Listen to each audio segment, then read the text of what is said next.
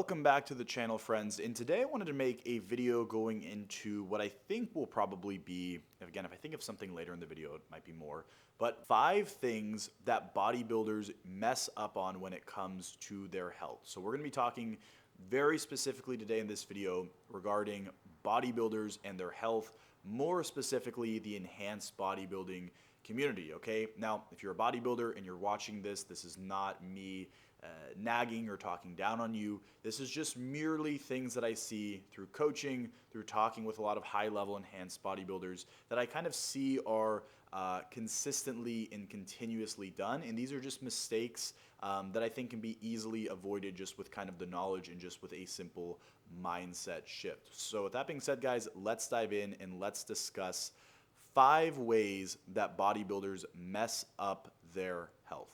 So the very first thing that bodybuilders do that I see is a huge mistake, especially enhanced bodybuilders, is they do not make decisions based on their biological feedback. Okay, so whenever it comes to things like cycle design or adding in certain compounds or moving up the dosage on certain compounds or dropping to a cruise on certain compounds, the most important thing is that you're making decisions based on your biological feedback, aka based on your blood work, based on your blood pressure, based on how your skin's responding, how your hair's responding. You really want to be making decisions that are kind of factually driven. So if you're a bodybuilder and you're on cycle and you're considering, raising the dosages or going through a push phase, what's very important is that when you make that choice, you're not just choosing to do that at random or choosing to do that because you feel small or because you want to make more progress, but you're making that decision to raise the dosages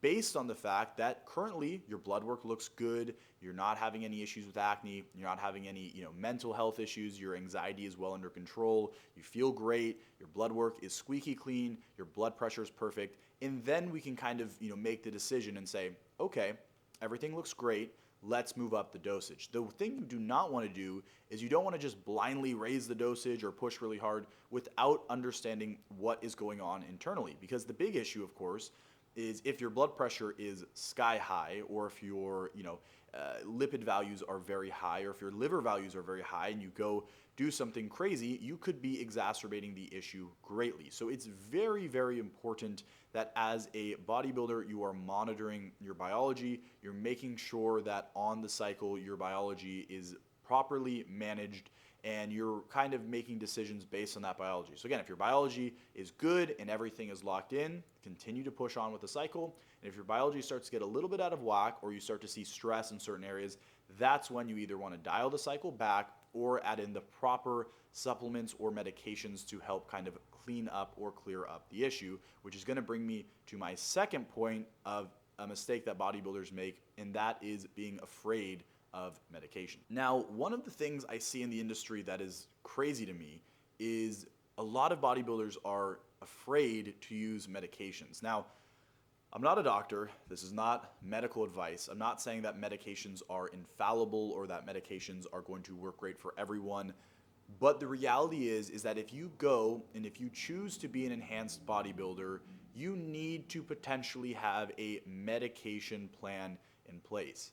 The simple truth of it is no natural herbal supplement is going to come close to something like an ARB when it comes to your blood pressure management and blood pressure control. Now, can you get blood pressure under control by changing your lifestyle, helping to deal with stress? Are there natural herbs and supplements that can support healthy blood pressure? Of course, but the reality is if you're enhanced and you're on cycle and your blood pressure is sky high, then the reality is no amount of beetroot powder or L-citrulline or whatever vasodilators you take is going to help get your blood pressure down. So it's very, very important that, again, if you're a bodybuilder and if you're dealing with, pushing your biology to the extreme, that you kind of swing the pendulum back with health-based supplements so that you're not screwing yourself, okay?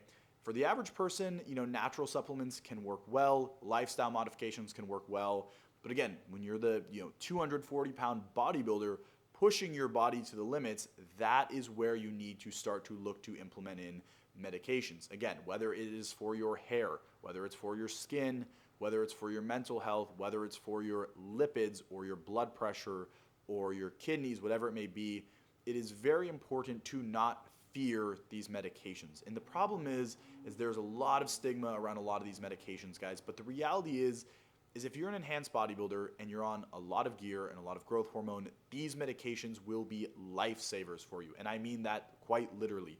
They will save your life, okay? So stop messing around with, this crazy 15 supplement natural herbal stack, and understand that, again, if you're having a significant biological issue, you will more than likely need to hop on a medication. But chances are that medication is probably going to be far safer than the androgens that you are using. So again, do not fear medications. They're not going to work great for everyone, but the reality is they will be lifesavers for you. The third mistake that I see a lot of bodybuilders making with their health is that they use too much polypharmacy without kind of understanding, how polypharmacy can affect things. So in the previous section of this video, I just discussed medications.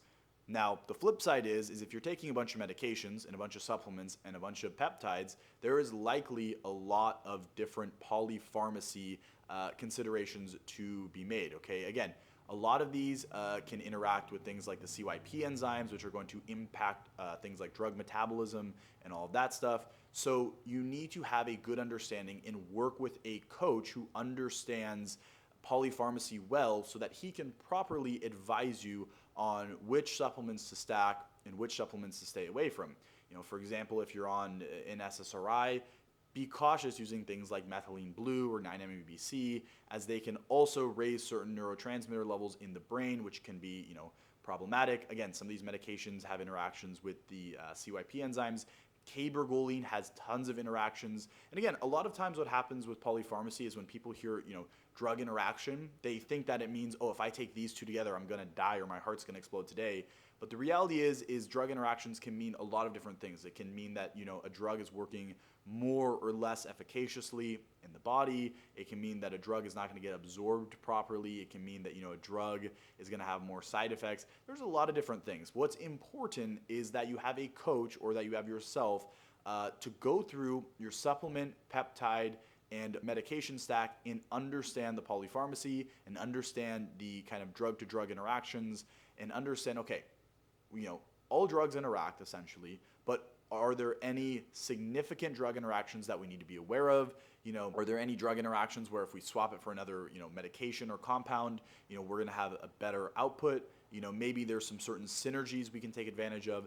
Again, this comes down to having a proper coach, but it's important when you're adding in all of these compounds that you understand the polypharmacy so that you're kind of not screwing up your health inadvertently by, having a potentially harmful, drug interaction. So the other thing that I see that a lot of bodybuilders make mistake-wise when it comes to their health is too many stimulants, okay? So we know that androgens can be problematic for the heart, and we also know how intensive heavy lifting can be on kind of the cardiac system, right? When you're powerlifting, when you're going for those 1-rep maxes, that puts strain on your heart, okay? If you take your blood pressure in the middle of an intense workout, it's going to be elevated. So if you're already on androgens, which can raise blood pressure, and if you're already doing intensive strenuous activity, which can raise blood pressure, being on stimulants can put a lot of stress on the heart, and it can kind of create a perfect storm for bodybuilders, where it becomes very, very problematic. So if you are a bodybuilder, make sure you're keeping an eye on your blood pressure, number one,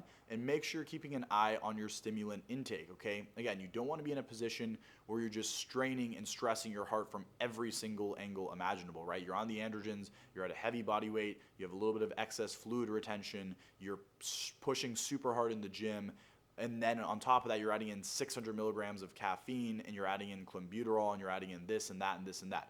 Be cautious and be mindful of the stimulants because it can kind of sneak up on you, and not a lot of people think about it, right? Especially if you're enhanced and you're hardcore, you're taking all these crazy things, and you're like, oh, a little bit of pre-workout for my workout.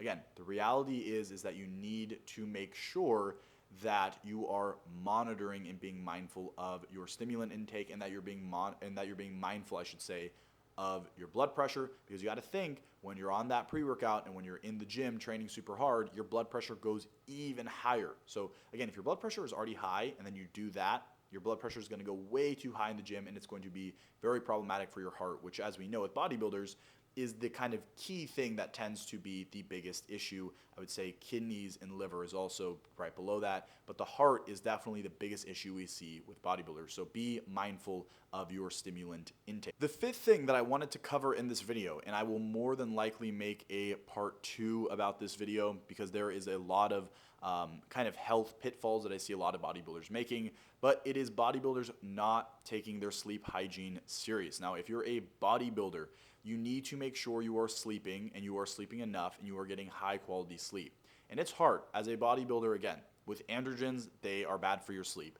A lot of bodybuilders also take a lot of stimulants, or they take things like clenbuterol. Again, those all mess up your sleep. In fact, the kind of bodybuilding lifestyle is very counterproductive for sleep. The one exception is growth hormone. But again, the reality is that, the bodybuilding lifestyle and the pharmacology that goes into it is not great for sleep.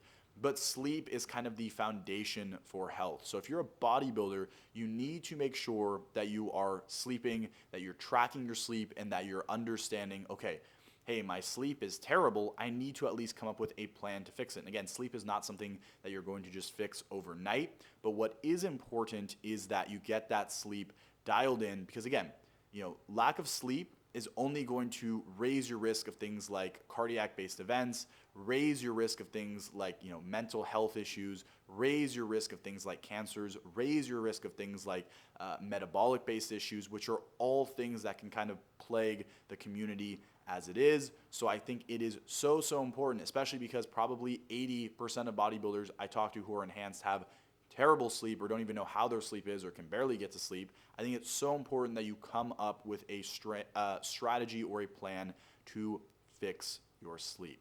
So guys, that was 5 ways that I think bodybuilders mess up their health, or 5 kind of pitfalls that bodybuilders fall into with their health. Again, this video was not meant to be a lecture. If you're watching this and you do one of these, it's no worries at all. Just fix the issue. I have a lot of other content on kind of how to go into it and how to fix these issues. But for more biohacking content, head over to biohackingu.com. Make sure to comment, like, and subscribe. And until next time, guys, I will see you later.